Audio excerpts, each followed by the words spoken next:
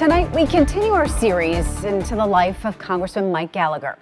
This week, we've learned about his history as a politician, his work on the Select Committee on China. Last week, I had the rare opportunity to shadow Congressman Mike Gallagher's life in Washington, D.C.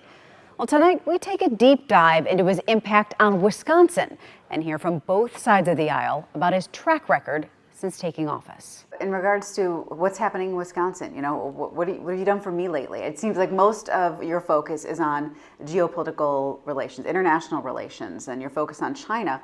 What are you doing for your 8th district? We have, the future of the Navy is being built in northeast Wisconsin at Marinette with the frigate, and what we need to do to counter China is have a bigger Navy. So there's a very real connection between what we're doing on the China Committee and also what I did in chairing the Cyber Commission in the last 2 years. Every business in northeast Wisconsin has profound concerns in cyberspace.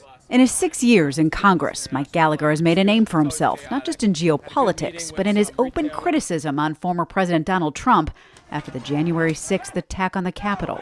Mr. President, you have got to stop this. You are the only person who can call this off. You seem to vote on both sides of the aisle, and some people think that it could hurt you in the long run as far as your career as a politician, losing some Republican votes because you vote on both sides of the aisle. Some people say that's a strength. How do you see it? One, I don't consider this as a career, so I try to just take it issue by issue and really not think about the long-term implications for my political career, because politics shouldn't be a career. I think this should be a season of service, and the problem with modern politics is it has become careerist, and we have too many lifers in Congress. If Trump is the top of the ticket in 2024, would you consider running for a statewide office? I have made no decisions about statewide office, so we'll see. I think we have a lot of candidates who are not Trump who are good, and there's going to be a big old, messy debate. I think that's healthy for the party, so we'll see what happens. We sat down with Craig Gilbert, former Washington bureau chief for the Milwaukee Journal-Sentinel, who says Gallagher's stance on Trump could bolster his political future. It could be something that creates a challenge for him within his own party. Could be, not will be, but could be.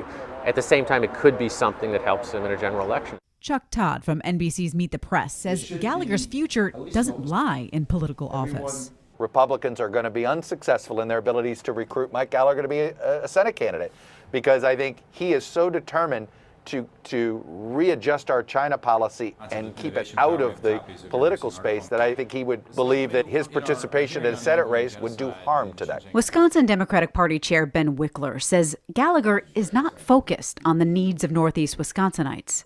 It seems like Mike Gallagher is more interested in being a kind of Secretary of Defense from a position in Congress than he is in representing the people of the 8th Congressional District. It might be where his interests lie in terms of that kind of military strategy, but it's not what a lot of people are voting for when they send someone to Congress. I think that's one of the key questions we'll be thinking about as we look at the 8th Congressional District race in 2024. For now, Gallagher remains firm on sidelining his political ambitions. I'm trying to stay focused on the mission I have at hand, and that is chairing the China Committee in Congress. It's continuing our work in Northeast Wisconsin.